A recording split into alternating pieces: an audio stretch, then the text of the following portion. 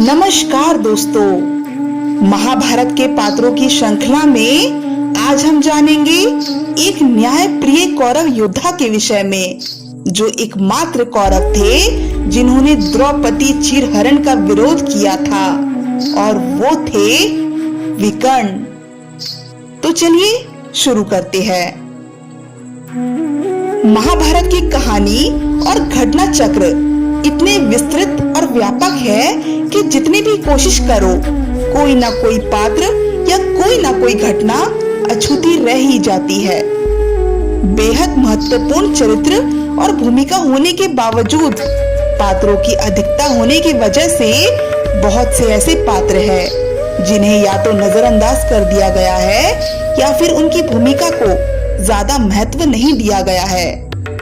महाभारत की महागाथा पर ना जाने कितने ही सीरियल बन चुके हैं और ना जाने कितनी ही किताबें लिखी गई है, लेकिन कम समय में ज्यादा समेटने की कोशिश में जिन जिन पात्रों के साथ न्याय नहीं किया गया, उनमें से एक पात्र है विकर्ण। जब भी कौरवों की बात आती है तो ज्यादातर दुर्योधन या दुशासन का ही नाम लिया जाता है। महारथी विकर्ण महाराज धृतराष्ट्र और महारानी गांधारी के तीसरे पुत्र और कौरवों के तीसरे भाई का नाम है, जिनकी अस्त्र और शस्त्र शिक्षा कृपाचार्य, द्रोणाचार्य और स्वयं भीष्म पितामह की देखरेख में संपन्न हुई थी। लेकिन महाभारत में महत्वपूर्ण स्थान ना देकर ज्यादातर लेखों में विकर्ण को नजरअंदाज ही किया गया है। तो चलिए आज हम विस्तार पूर्वक जानते हैं महारथी विकर्ण के विषय में।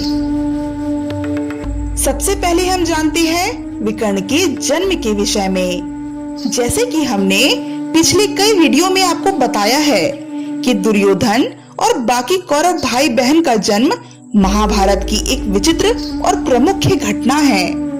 महाभारत के अनुसार भगवान शिव ने गांधारी की तपस्या से प्रसन्न होकर उन्हें 100 संतानों को जन्म देने का आशीर्वाद दिया था। विवाह उपरांत गांधारी गर्भवती हुई और लंबे समय तक गर्भ अवस्था में ही रही, पर उनका प्रसव ही नहीं हो पा रहा था, जिसके कारण महारानी गांधारी निराश होती गई और आखिर एक दिन उन्होंने अपने गर्भ पर जोरदार प्रहार कर दिया। इसके कारण उनके गर्भ से एक मांस के लोचे का जन्म हुआ। फिर महर्षि वेदव्यास को बुलाया गया। उन्होंने उस मांस के लोचे पर कुछ मंत्रों का जाप करते हुए शीतल जल के छींटे मारे, जिसके बाद वो मांस के लोचे 100 भागों में विभाजित हो गए। फिर उन 100 भागों को घी से भरे हुए 100 अलग अलग मिट्टी के घड़ों में रखकर उनको पूरी तरह से सील करके मां के गर्भ जैसा वातावरण निर्मित किया गया और उनको किसी सुरक्षित जगह पर रख दिया गया। फिर 2 वर्ष बाद खोलने के लिए कहकर महर्षि वेदव्यास वन में तपस्या करने चले गए। महर्षि वेदव्यास के कहे अनुसार 2 वर्ष पश्चात पहले मटके को खोला गया तो उसमें से दुर्योधन का जन्म हुआ। फिर दूसरे मटके से दुशासन का जन्म हुआ और फिर तीसरे मटके से महारथी विकर्ण का जन्म हुआ, और इसी प्रकार बाकी मटकों से अन्य कौरव भाई और एक बहन दुश्शला उत्पन्न हुए। अब हम जानते हैं महाभारत में विकर्ण के किरदार के विषय में। विकर्ण महाभारत के युद्ध में शामिल एकमात्र ऐसे कौरव थे जिन्होंने आजीवन धर्म का साथ दिया। जहां प्रत्येक कौरव अधर्मी होकर अपने ही परिवार के विरुद्ध षड्यंत्र रच रहे थे, वहीं विकर्ण एक ऐसे कौरव थे जिन्होंने अपने अन्य भाइयों के विरुद्ध जाकर धर्म स्थापना के लिए हमेशा कोशिश की, लेकिन इसके बावजूद महाभारत की कहानी में विकर्ण को ज्यादा स्थान नहीं दिया गया है। श्रीमद् भागवत गीता में विकर्ण को एक महान योद्धा के तौर पर दर्शाया गया है। श्रीमद् भागवत गीता के अनुसार अगर कौरव सेना में कर्ण, एकलव्य और अश्वत्थामा के अलावा कोई महान धनुर्धर थे तो वो थे विकर्ण। लेकिन महाभारत में इन सब की उपस्थिति के चलते विकर्ण को हमेशा अलग ही रखा गया। डॉक्टर पीवी नाथ द्वारा लिखी गई श्रीमद् भागवत गीता में भी विकर्ण को महान धनुर्धर के रूप में बताया गया है।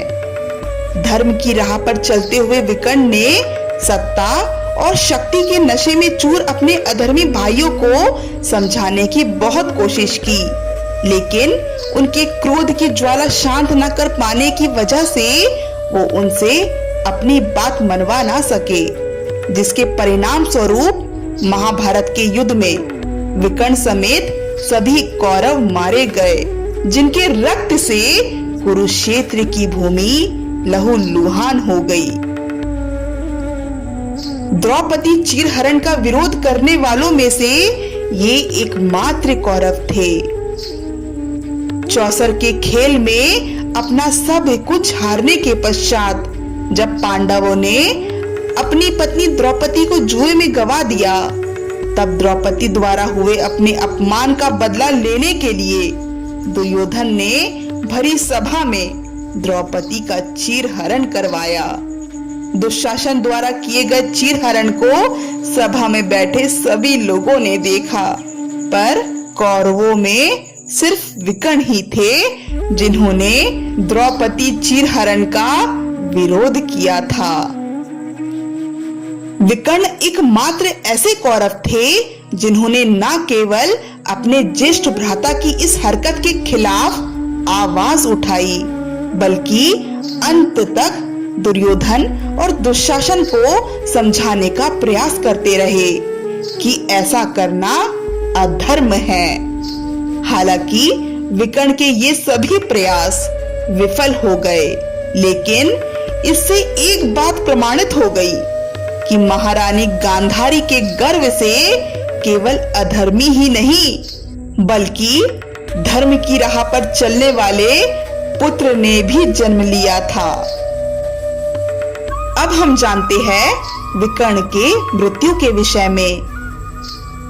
महाभारत युद्ध के दौरान दुर्योधन ने भीम की हत्या का दायित्व विकर्ण को सौंपा था। द्रौपदी चीरहरण के दौरान द्रौपदी का सम्मान बचाने की कोशिश करने वाले विकर्ण को मारने की चेष्टा भीम नहीं करना चाहते थे। भीम ने विकर्ण से कहा भी कि वह इस युद्ध से खुद को अलग कर ले, लेकिन विकर्ण ने ऐसा नहीं किया। विकर्ण ने भीम से कहा कि चीरहरण के समय अपने भाई की पत्नी के सम्मान को बचाना मेरा दायित्व व धर्म था, और अब युद्ध में अपने भाई का साथ देना भी मेरा धर्म है। मैं अपने धर्म का साथ दे रहा हूँ, इसलिए भ्राता भीम आपको भी धर्म का ही साथ देकर मेरे साथ युद्ध करना चाहिए। ना चाहते हुए भी भीम ने विकर्ण की बात मान ली। फिर दोनों में घमासान युद्ध हुआ, जिसमें भीम ने विकर्ण का वध कर दिया। विकर्ण की तुलना कुंभकर्ण के साथ भी होती है।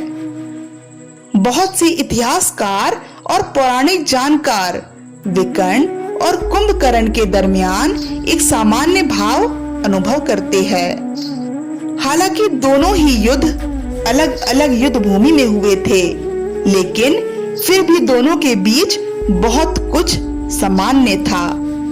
जिस तरह धर्म और न्याय का पक्षधर होने के बावजूद केवल अपने भाई का साथ देने के लिए कुंभकर्ण भी राम रावण युद्ध में शामिल हुए थे, उसी प्रकार विकर्ण भी केवल अपने अधर्मी भाइयों की वजह से घटित हुए महाभारत के युद्ध में शामिल हुए थे। कुंभकर्ण भी यह अच्छी तरह जानते थे कि भगवान राम के आगे रावण की जीत असंभव है।